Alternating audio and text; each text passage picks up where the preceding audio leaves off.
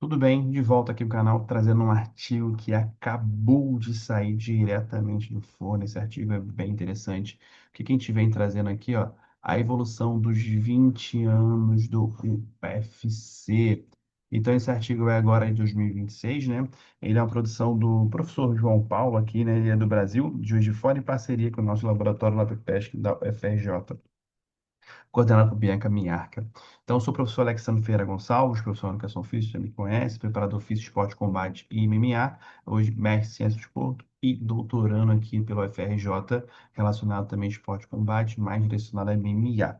Então, recentemente, o Dana White dá uma informação bombástica antes de começar a temporada 2026 do UFC, trazendo bonificações, US$ 100 mil para luta da noite e US$ 25 mil para nocaute, finalização. Como isso impacta o cenário? Muito, né?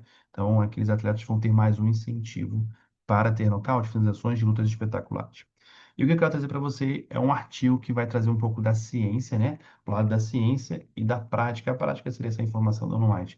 Esse artigo traz a evolução dos últimos 20 anos do Ultimate Fighter. Então, é isso que a gente vai ter agora para a gente debater e conversar aqui na nossa aula. Perfeito? Então, vamos lá para a próxima parte aqui da aula. Vou trazer para vocês um conceito histórico aqui. Então, deixa eu pegar essa bolacha aqui e apagar, porque vai ficar feio. Um conceito histórico. O que que traz aqui para a gente esse estudo? Então, esse estudo ele nos traz uma perspectiva. Qual o panorama do UFC? O que está acontecendo com o UFC? O que que é o UFC hoje em dia? O que que é o UFC? Há um crescimento do nome UFC MMA e uma profissionalização, aumento de audiência, argumentação, operações evoluíram. Então, todo o processo de liderança global do MMA é relacionado ao UFC. Muitas pessoas confundem MMA com UFC, isso é bem comum, isso no dia a dia, tá? Um relato de regras e formatos mais seguros, então as regras e os formatos estão mais seguros para proteger o atleta e o show também. Aumentou o número de eventos mais marcantes, numerados, lutas épicas, lutas que vai parar o Brasil e o mundo para ver envolvendo grandes rivalidades. Então, esse estudo traz essa linha do tempo, sugerindo essas informações e a evolução do MMA ao longo dos 20 anos, tá? Qual foi a metodologia utilizada na pesquisa para esse estudo? Ele traz um corte de três períodos desses 20 anos, né? O primeiro período são os combates 2003, 2004, depois combate 2013, 2014, depois combate 2023, 2024. Critério de inclusão são lutas profissionais, né? Então, lutas do sexo masculino que foram incluídas. Então, ele inclui ainda lutas de 5 rounds e 3 rounds, depois ele vai dar uma organizado nesse aspecto, tá bom? Então, lutas que foram sempre com decisão dos juízes, enfim. Qual o objetivo desse estudo? Comparar os impactos da mudança de regras e na evolução técnica ao longo do tempo. Então, ao longo dos anos, melhorou as regras, né, de proteção e também a questão técnica desses atletas, como é que ele evoluiu tecnicamente, então, em linhas temporais, para a gente ter esse recorte temporal da evolução dos 20 anos do UFC. Então, com isso, ele traz essa informação muito boa. Os combates foram divididos em todos os combates aqui. A gente vai ter uma distribuição aqui. Ó, deixa eu marcar com a caneta que fica mais fácil a visualização de vocês. Que eu vou desenhar aqui, depois eu apago. Ó, todos os combates de 3 rounds, número de eventos. Então, você vê que em 2003, olha a característica de combates e de eventos. Em 2013, 14, olha a característica de combate e de eventos. Em 2023, 2024, agora recente, olha como foi crescendo o número de combates, como foi crescendo o número de eventos. Então você vê como é que o UFC hoje em dia não é apenas uma empresa, ele é uma potência internacional. Então você vê que ele distribuiu os combates de 3 rounds e de 5 rounds, a quantidade de evento envolvida nisso, tá bom? Então vamos lá, dando segmento aqui. Então vamos embora.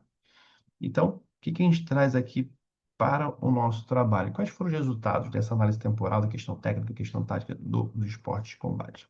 Ele traz que há um aumento, ó, na duração média dos combates. O que é isso? No primeiro período, os combates tinham média de 6 a 8 minutos e evoluíram para média de superiores a 12 minutos. Então, os combates aumentaram no período de 2000, depois ali no período médio e depois no período 2023-2024. Então, há um aumento no tempo de combate. Isso faz diferença? Com certeza, muita diferença. E o que pode ter levado a esse aumento, né? Os combates estão mais longos. E, consequentemente, por estar mais longo, esse estudo também traz uma outra informação. Os combates estão indo mais para o terceiro round. Então, estão sendo completados, na maioria das vezes, os 3 rounds. Perfeito?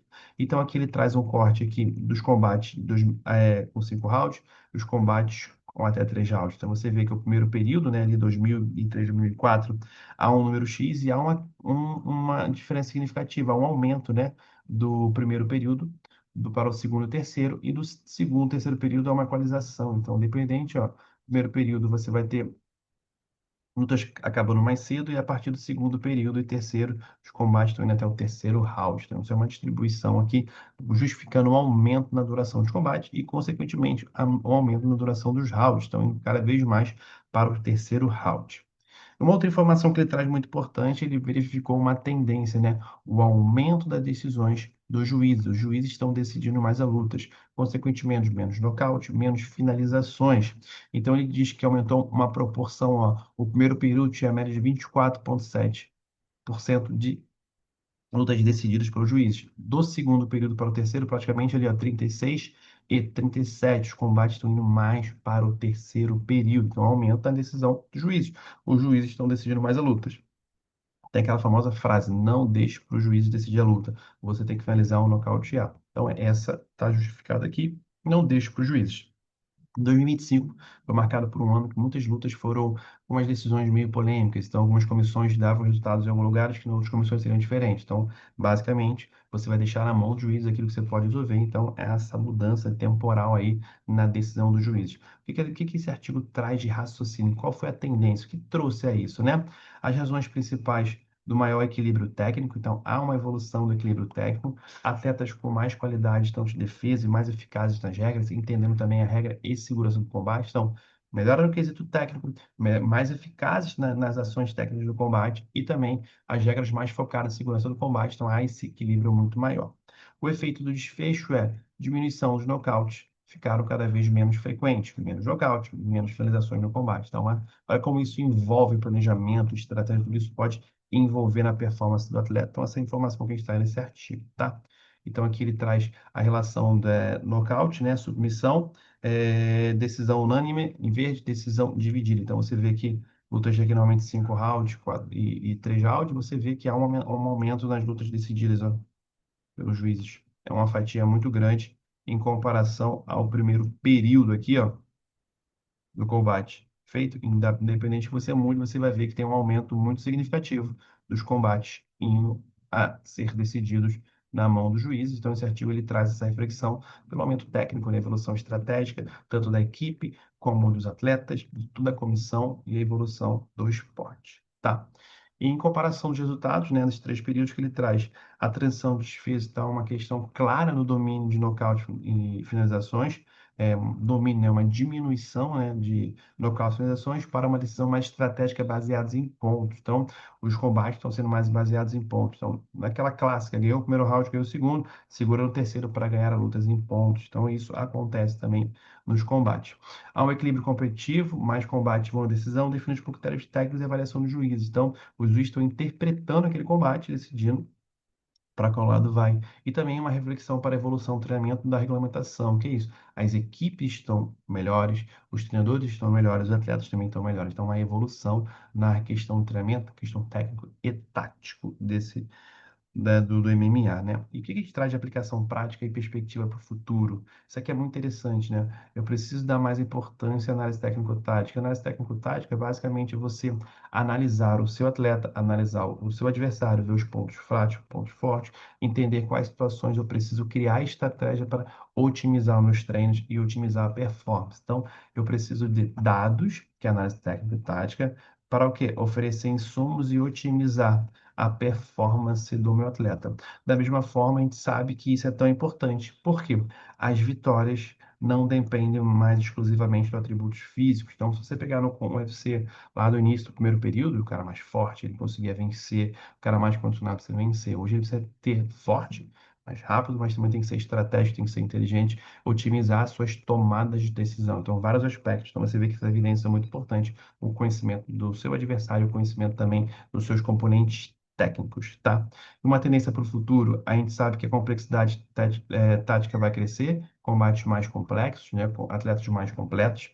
A tecnologia em análise de desempenho, então a tecnologia vem assessorando, ajudando a entender mais como esse atleta está se desempenhando, como está se desenvolvendo. Novas regras de segurança, você percebe que isso está ocorrendo, então tem uma mudança de regras de segurança. E a IA com uma previsão de treinamento e performance também. Então, são 4 pontos que esse artigo traz como tendências futuras para as competições de MMA e do UFC. tá? Com a aplicação prática, então, a gente vai trazer o que que ele sugere, né? Que os atletas devem priorizar o condicionamento aeróbico e anaeróbico por meio do protocolo JIT. Por quê?